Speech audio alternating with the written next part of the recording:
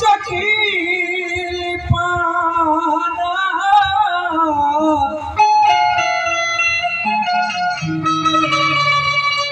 अरपनमा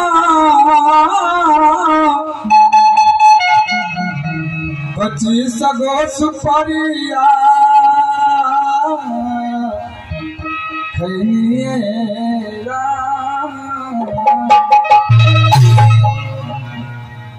आहत नहीं मुहमा मोर लाल भलके आहत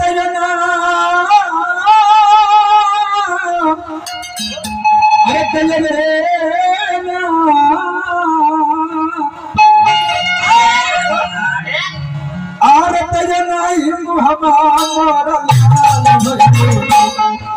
तीन बोला बाबा आरत नहीं मुहमा मोर लाल भलके एक गो खलेरा एक गो खलेरा एक गो खलेरा बिन रे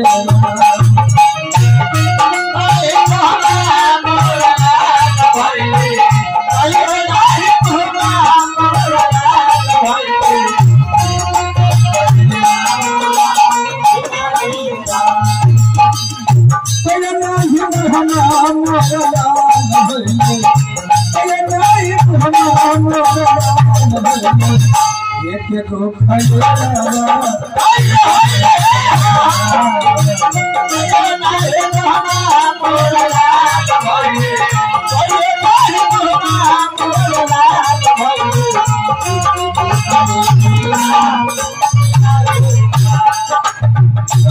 बहुत कलाकार बना दिया है सब जन मिलना चाहिए।